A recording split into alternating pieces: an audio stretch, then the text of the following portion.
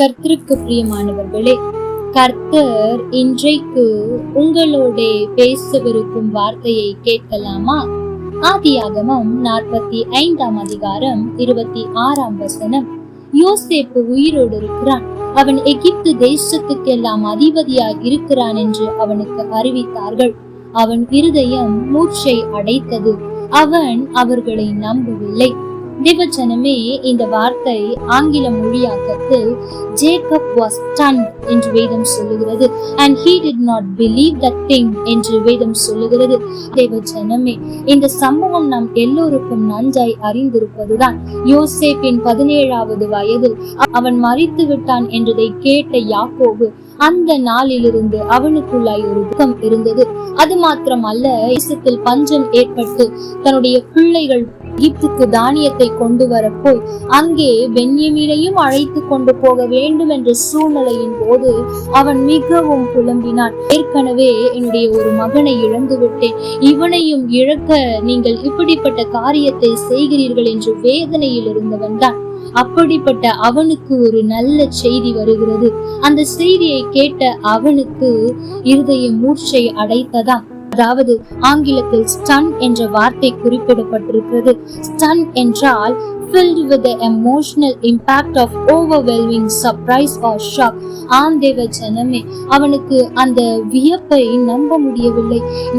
13 வருடங்களுக்கு முன்பு மரித்த என் மகன் உயிரோடு இருக்கிறானா என்று ஆச்சரியம். அவனால் நம்ப முடியவில்லை என்று வேதம் சொல்லுகிறது. அவன் உயிரோடு இருக்கிறான் என்ற ஆச்சரியம் ஒரு பக்கம், இன்னொரு பக்கம் அவன் எகிப்து தேசத்துக்கே அதிபதியாய் இருக்கிறான் என்ற ஆச்சரியம். தேவ ஜனமே, இன்றைக்கும் ஆண்டவர் உங்களுக்கும் அப்படிப்பட்ட செய்தியை கொடுக்க ஆயத்தமாய் இருக்கிறார். நீங்கள் ஆச்சரியப்படத்தக்கதாய், வியக்கப்படத்தக்கதாய் உங்களை தேடி ஒரு செய்தி வரப்போகிறது. நீங்கள் நம்ப முடியாத அளவிற்கு நான் இழந்ததை திரும்ப பெற்றுக்கொள்ள போகிறேனா என்று நீங்களே ஆச்சரியப்படும் அளவிற்கு ஒரு செய்தி உங்களுக்கு நிச்சயம் வரப்போகிறது. இழந்து விட்டேன் என்ற காரியம் திரும்ப வரப்போகிறது என்பது ஒரு பக்கம். மற்றொரு பக்கம், அது மாத்திரமல்ல, கூட சில காரியங்கள் கொடுக்கப்பட போகிறது என்பது ஒரு பக்கம்.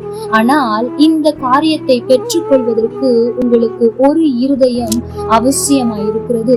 அது என்ன தெரியுமா? அன்றைக்கு யாக்கோபுக்குள்ளாய் இருந்த அந்த குணம், அதாவது தன் மகன் மரித்து விட்டான் என்று மறந்து விடவில்லை.